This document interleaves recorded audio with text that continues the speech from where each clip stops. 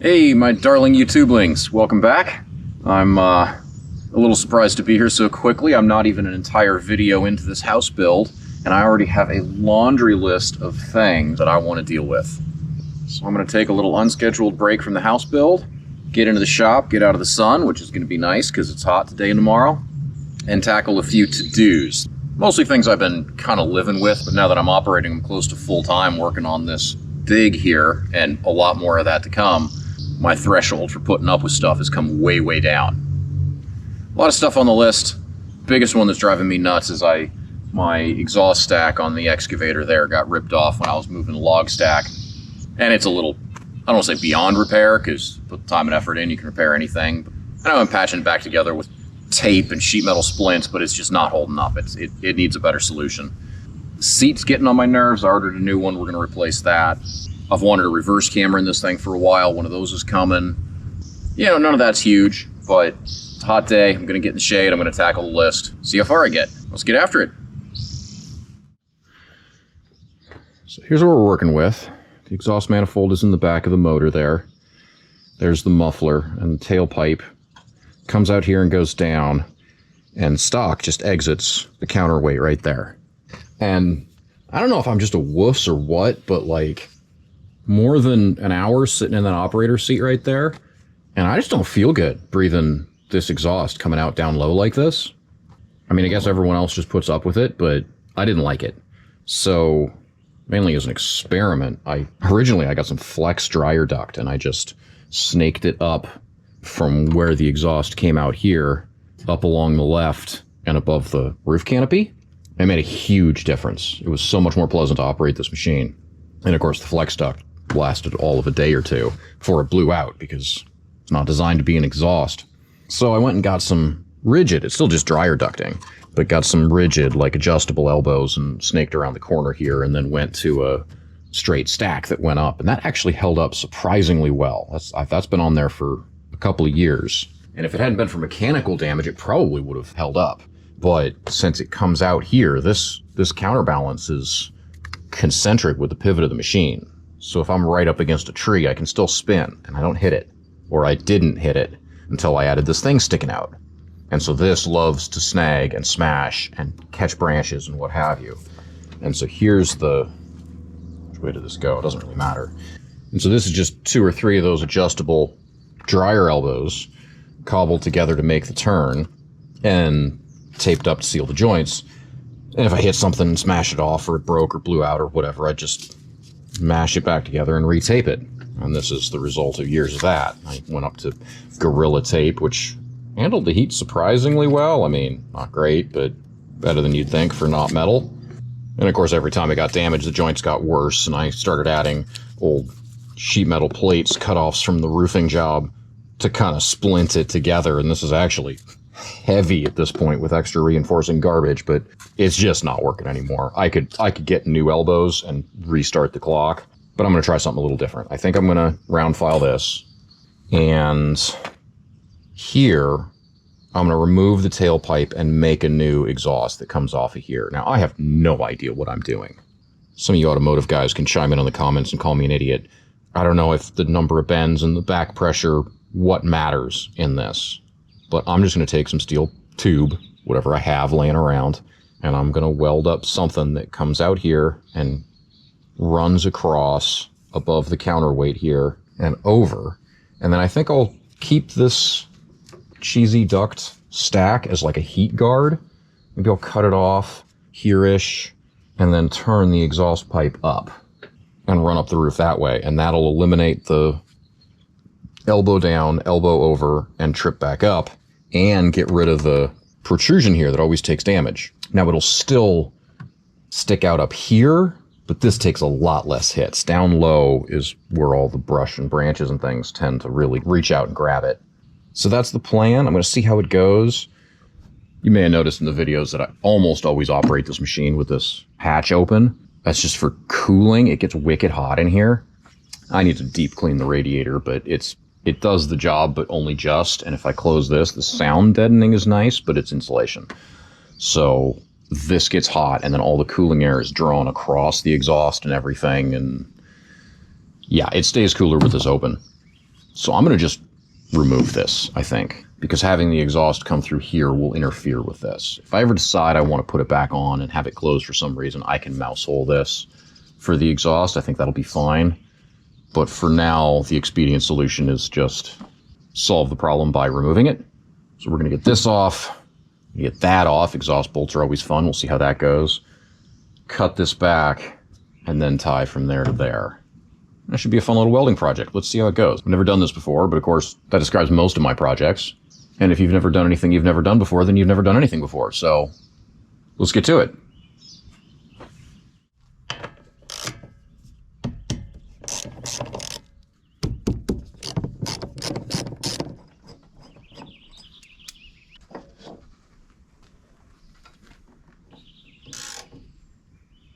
It's like one of those home remodeling shows where they open up the kitchen. Those great open concept engine compartment. Room for activities, right? Oh man, should buy a lottery ticket.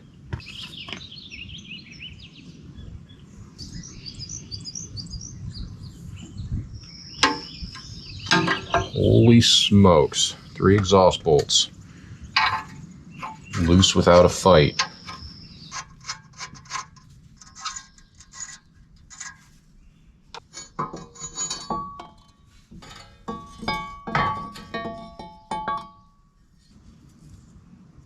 All right. Not much to it. A bit more gravity in it than I was expecting. I guess that's why it's holding up. Looks like I can actually reuse the gasket. That's a win. Actually, quick sanity check here. Save myself a little fab if that worked. Yeah, all right. I think I'm going to reuse this. I think I'm going to drill new holes in it. This old one shouldn't hurt nothing because it seals there. Have it come out horizontal like that. Loosen that. Turn that way. I'm going to have to remove this heat shield and cut it back. And that's less work than I'd have to do fabbing this section from scratch. Yep, that's what we're doing.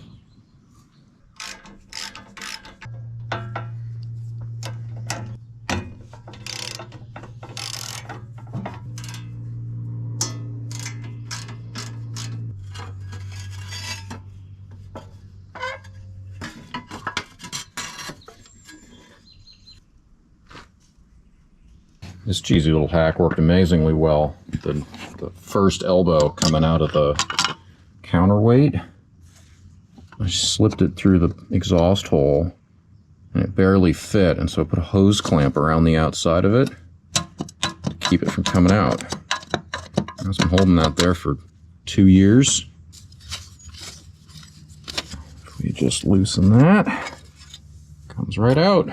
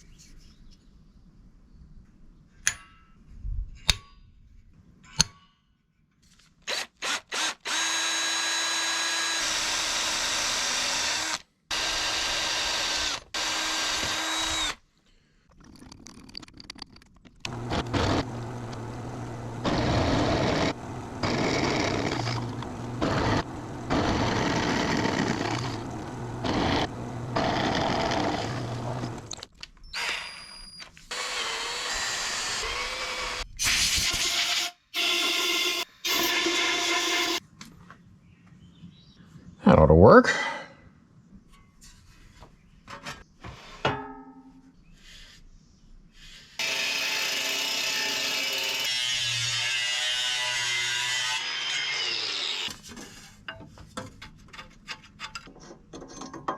All right, that all fits. Question is, do I leave that knife edged, or do I take 15 minutes to weld that back on? That's not going to take long.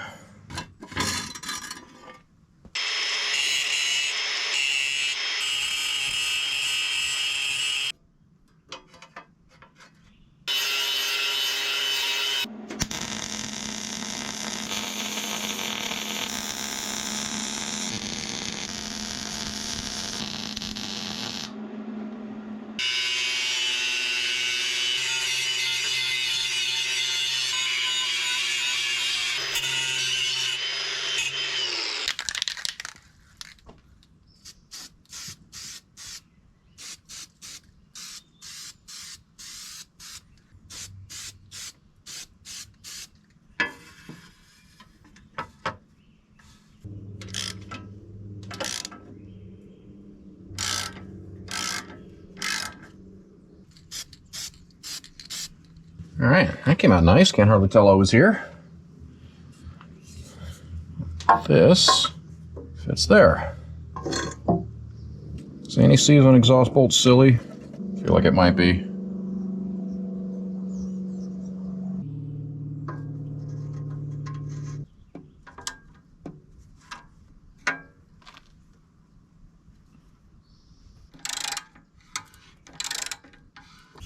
All right, it's looking okay.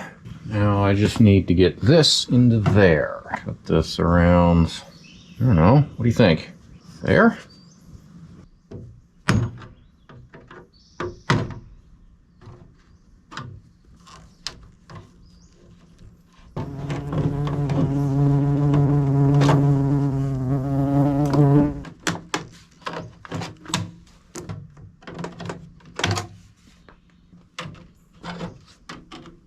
All right, what do we got here?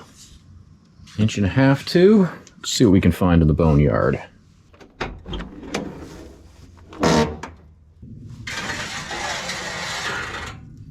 Well, fence post. Pretty terrible, but an option.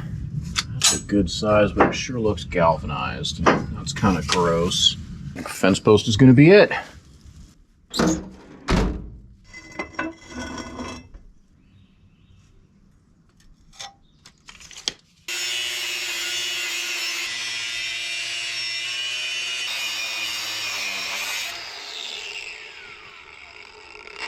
So I don't really have much of a plan. Cut a little piece here that kind of fills that space. How the heck am I going to fit a vertical piece? Maybe I can just set it in there. Okay. But there's what I'm working with.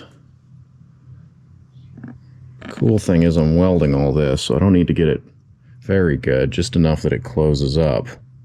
So I think I'm just gonna mark where it's touching both ends, grind some off, come back, do it again, until the gaps aren't too bad. Yeah, I can muddle through this. All right, got the cuts done, got the edges prepped. You can actually execute on this craziness.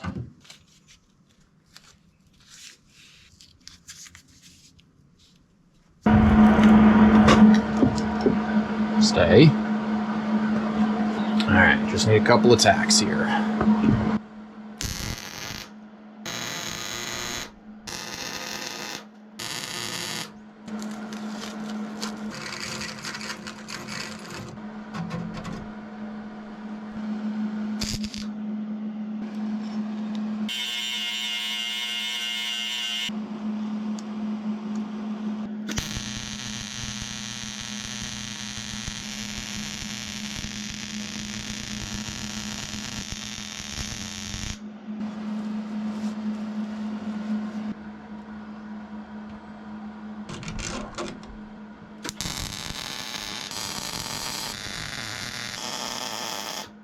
Alright, before I take this apart and fully weld it, this is going to risk breaking the tacks, but I want to see what the vibration situation looks like up there if I start this engine.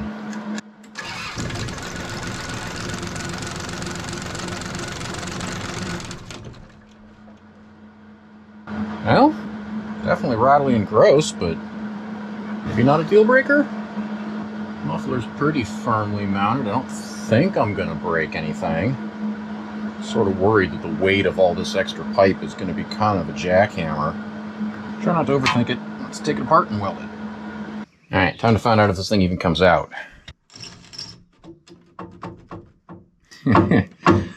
Nope. All right. Yeah, I can just cut that back. That won't hurt a thing.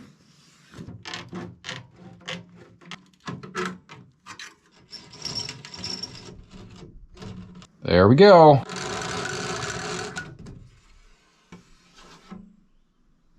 All right, I'm going to fully weld that joint. I'll bring you back when something interesting happens. Here we are fully welded. Pretty goofy looking exhaust, but I think it's going to go back in.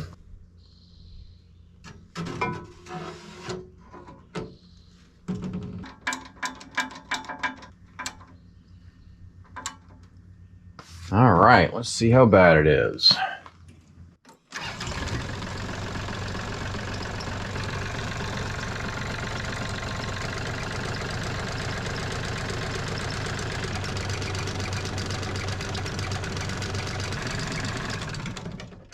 Definitely don't love it. All right, weird camera angle. Here's the plan. I've cut some, just to treat us out of the way, I've cut some strips of sheet metal from the old duct I'm tossing away and accordion folded them into sort of leaf springy things. And then I'm fishing them down in here between the duct and the exhaust to kind of pack it into center, but with some compliance so that it doesn't have a whole ton of leverage down below and restrain the engine mounts from being allowed to vibrate, which they need to do.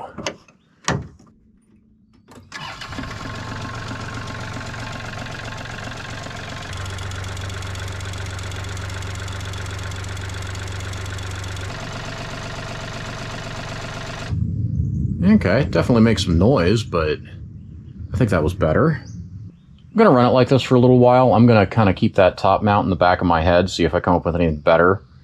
But overall, that should be much more robust than my dryer vent, which is not an especially high bar. That's one thing off the to-do list. See what else we can get knocked out. All right, next up, I'm going to have a look-see at this seat.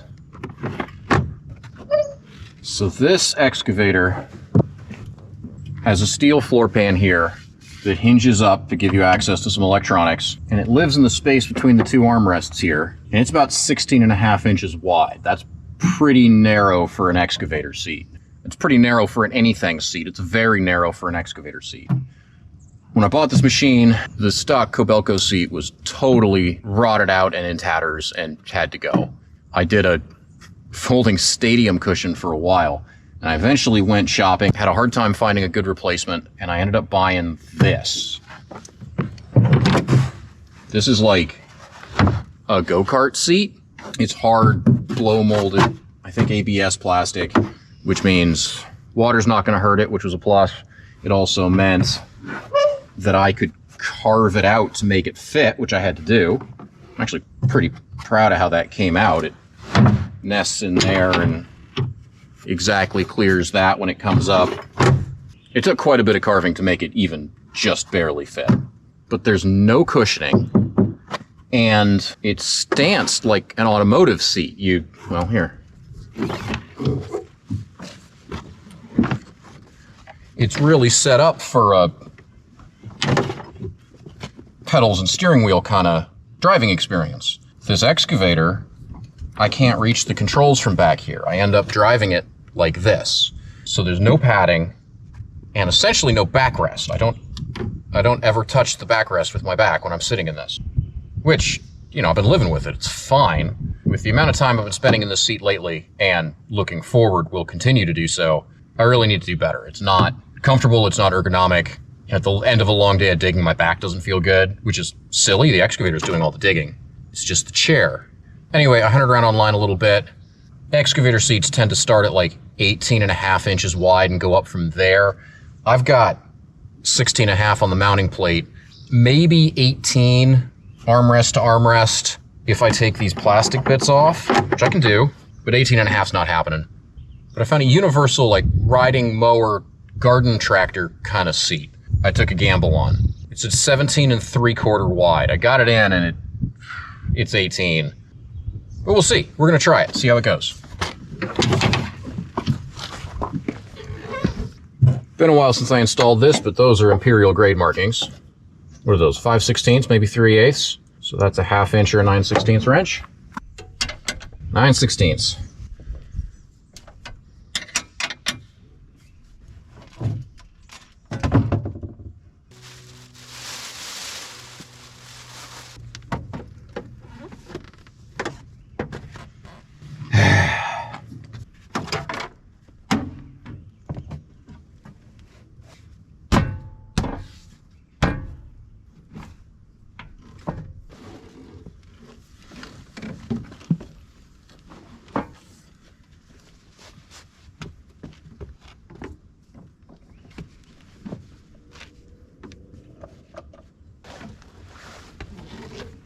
Well, it feels good, but it basically doesn't fit. I got it crammed in there right now. I took the left armrest off just to get that much space back. And it's there, but this has to raise and lower. And if that was bolted down, it would go, but it is like dragging the whole way, including on the vinyl. So that's gonna wear out in no time flat, but it's way more comfortable.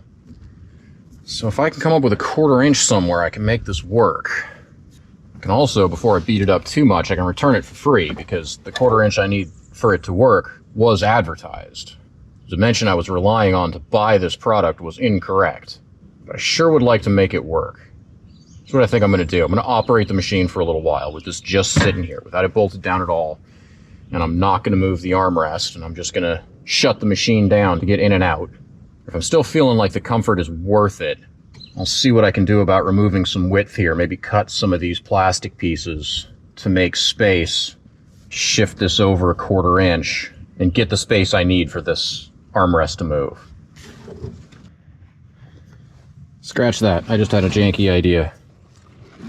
So here is the pivoting armrest. How am I going to film this? Can you see back in there? It bolts down to the pedestal with 4 screws. Screws down to the pedestal with 4 bolts. I'm sticking with bolts down with screws.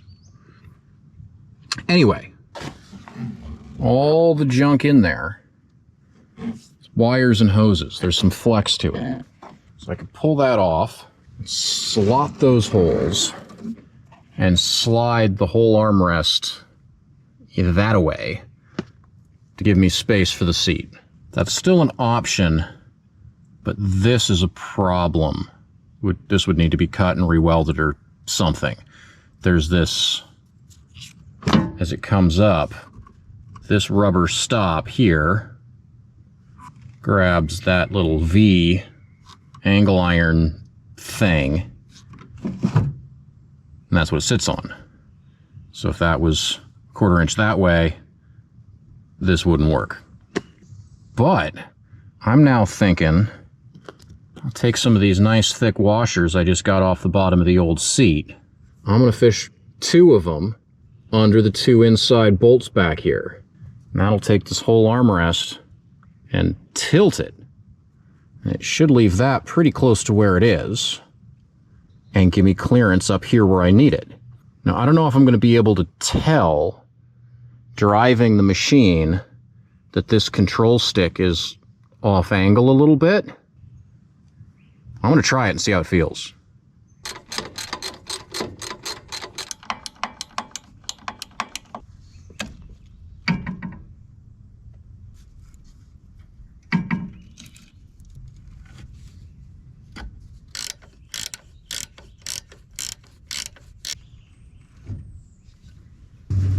Alright, how much space did that create? Some. Not a lot. Not as tight, but it's definitely still touching.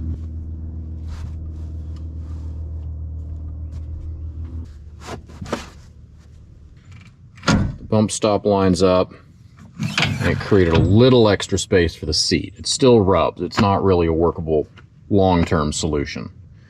So I think I'm gonna run it for a while, make sure I really like the seat before I put in the effort. And if I do, I'm gonna remove this and slot these holes. I'm gonna cut this saddle out and just have the bar here come directly onto this rubber nub. There's a little, it's probably only a 1/16 of an inch, but a little sheet metal part spot welded on here, and it's got some kind of sharp edges. So grind that off, make this smooth so it, if it contacts the upholstery, at least it won't tear it up immediately. And then there's a tension spring mount here that with no spring. And this one is pretty much flush, but this one sticks out. I can grind that back without totally taking the head off of it. I mean, I don't know, what are the odds I'm actually gonna put a spring on that someday? It works without it, so whatever. But I'm gonna grind that down, maybe nip that down, take that plate off, and then shift this over as far as I can without this lever hitting the rail. And then if I leave the plastic cover off this side, I think that gives me enough space to put that seat in. But as I said, it's only worth it if the thing's way more comfortable. I think it's gonna be. Until I've sat in it for a day, it's hard to say for sure. That's the plan. Wasted enough time screwing around with this thing. Time to get some productive digging done, reevaluate, sleep on it, and then come back to it fresh. Gave the seat a chance, and it's got some coosh to it, so it's more comfortable when you first sit down, but after an hour or two, it's still numb butt. So I think it's not going to be worth the effort I would have to put in to make it fit. I'm going to put the old one back and turn this.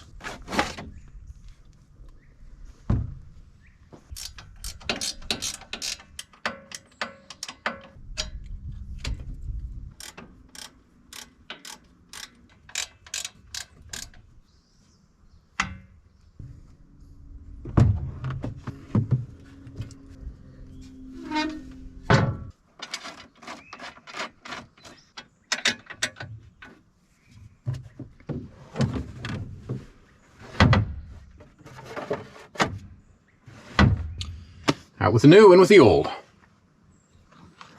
as they say.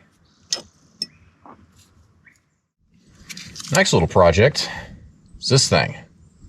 This is the screen for a reverse camera. It kind of feels like a ridiculous project on this old janky machine, but seriously, this thing, this whole kit was like $40 on Amazon. 2K resolution, 7-inch screen.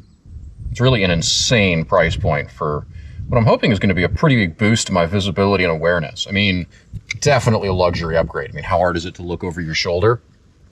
But just having this right there all the time, looking back, I think it's going to be pretty nice. So what I'm going to do is I'm going to mount this with a suction cup, and I'll mount the camera with a magnet so I can play around with the locations of each until I'm happy with them, and then I'll mount them more permanently. So originally, this machine, can you see that? Is that in frame? Machine had this display from the factory. This did some kind of bonkers depth of dig kind of readout stuff that's been busted since I've owned it several times over. So I just always leave it folded back. I was originally thinking I might try and scab this on there, but I think I'm just gonna go to the plexiglass there. I mean, that's not gonna be in the way of anything really. I can fine-tune the position, and then once I'm real happy with it, I can just drill through the plastic here and mount it more permanently. Most likely reason this spot won't work is not because it'll be in the way, but because it'll vibrate too much. This plastic isn't very thick. If that's too flippy-whippy, I can mount it to the steel post there. We're going to start here since I can't suction cup it to that nasty paint. So wasn't like sticky and suction. All right, okay. So we're gonna just go, I don't know, there-ish.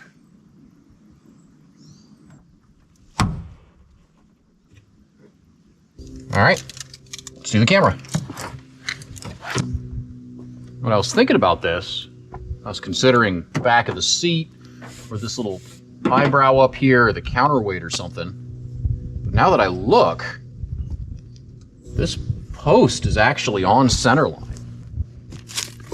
Kind of doesn't feel like I'm sitting that far left when I'm operating the machine, but that's perfect, and I can tune the height however I want it. Yeah, it's going there. This thing comes with a license plate mounting bracket. I don't have a plate for this machine. It's pretty flimsy. What do you want for 40 bucks? Got a little puck magnet on there. Don't love that. I got a bigger one. That ought to do the trick. That was easy. Now let's find some power.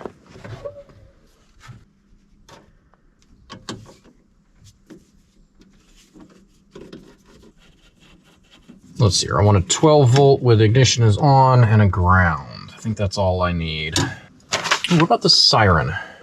Warning light, 2-speed switch, buzzer relay. Hey, that looks like a ground. LGB, light green with a brown stripe. Is that this? No, certainly is not. Oh, that's the buzzer relay. So this, green and black, negative. What do I have here? Black and red and yellow. Emergency stop buzzer. BR, black with red and yellow. Yeah, that's black with red and red with yellow. Red with yellow, actually, red with yellow is accessory. That's a huge win. Okay, what do we got for grounds? Swing pressure switch to ground. Safety relay. E. What's E? There is no E. And I can just grab a bolt, but that feels a little janky. What's this thing? Do I know? I don't think I know.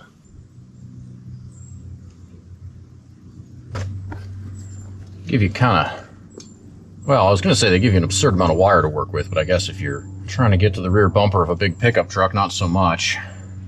I just have a small machine.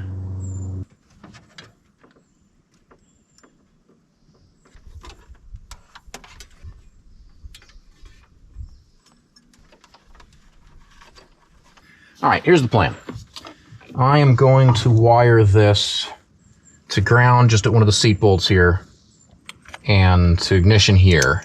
For now, I'm just going to run the wire under the armrest, which isn't great because it'll be under this moving part of metal, but it doesn't touch, so it shouldn't hurt it. And it's temporary. I'm going to leave these wires bundled here, get everything set up, adjust my positions, and once I'm happy with everything, I'll come back and I'll do P-clips and wire management, and I'll reroute this under the frame and up here where it can't get pinched or abraded. The deal with this ignition terminal here is this is the power for an emergency buzzer. And if I plug it into the actual buzzer, it just buzzes all the time because the arm position sensors are broken. And it thinks I'm constantly about to rip the cab off of the machine with the bucket. And so it's trying to warn me of that, which it gets old. So previous owner unplugged the buzzer. When I saw it, I plugged it back in and pretty quickly figured out why they did that. But for now, it's great because it gives me the wire that I need with a terminal. I don't have to cut anything or splice in. And then for ground, I'm just going to grab a bolt. So first I'm going to verify that works, and then I'm going to wire it up. So here's a little blade terminal. Goes in like that.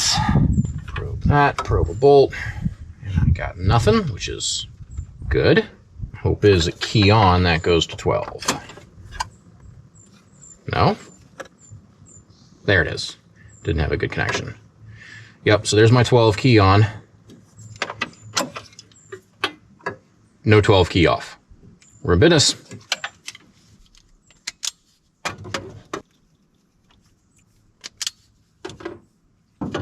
Ooh boy.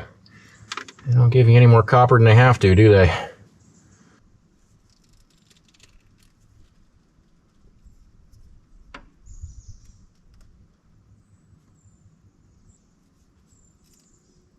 These look like 13s.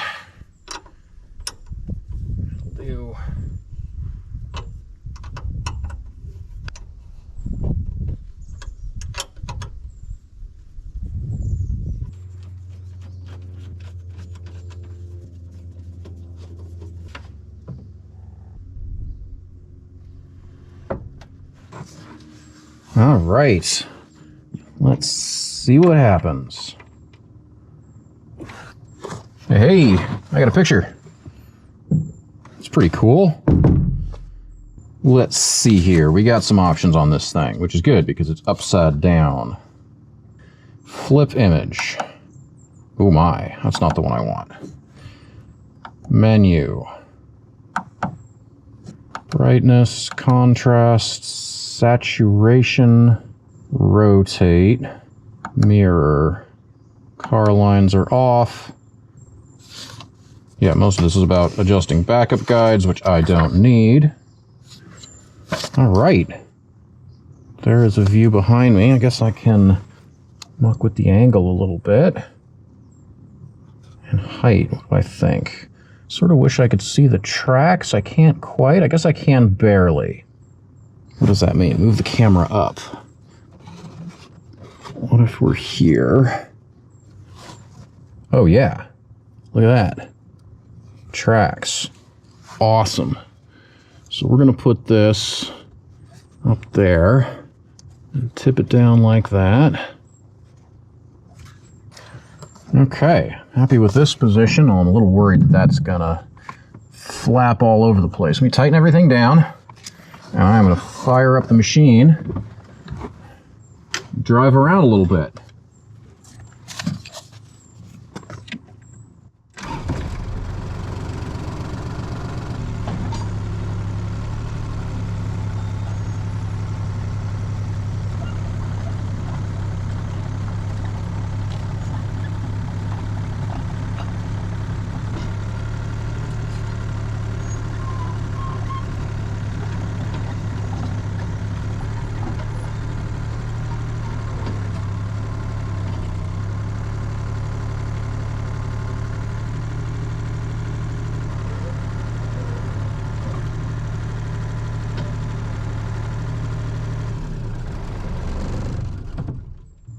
That's fantastic. Yeah, I'm happy with the placement. I'm happy with the camera's placement. You know, I think I'm going to leave it on the suction cup for a while, just see how it does. But everything else I'm going to go ahead and permanent mount. Because why not? Oh, I got to peel off the film. That's like the best part, right? Ooh.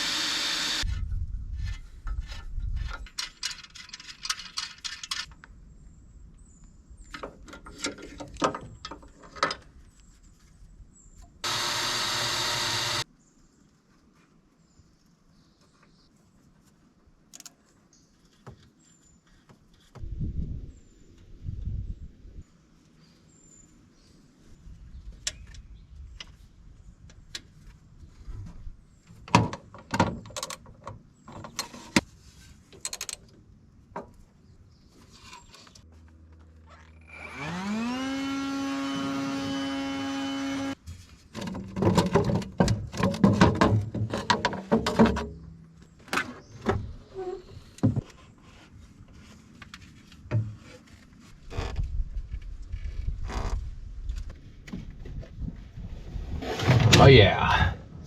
Okay.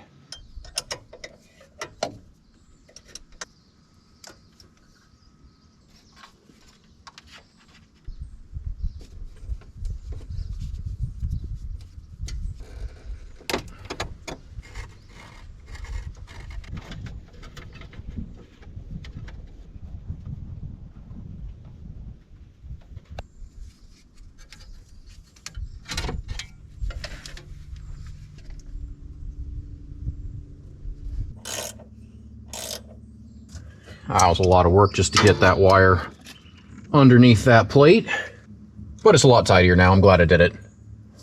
Now we just need to tidy up the screen side. So I was planning to run this wire down here and kind of P-clip it to the wall there, sort of out of sight. Now that I look, I got this row of M4 fasteners in the window. I could just run this straight back there and be more visible, but it's still out of harm's way, and it'll be extremely well supported and very little work. I like that last part a lot. Yeah, I'm gonna do that.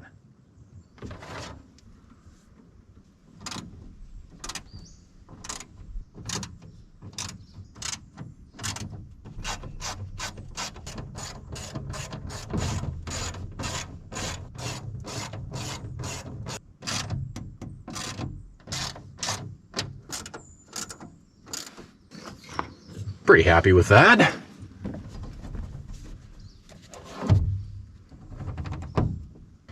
Let's just merge that in with these other ones so it looks like I meant to do it all along.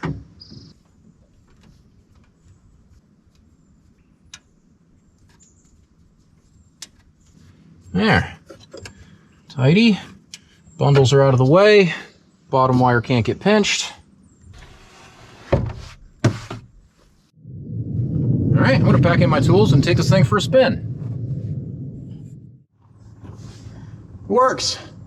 Hello from behind the machine.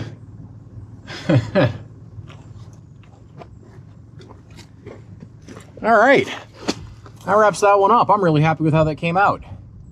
Certainly not a necessary upgrade to the machine, but it'll be awful handy, and if it saves me from backing over one tool, it'll pay for itself in no time flat, so I'm right happy with that.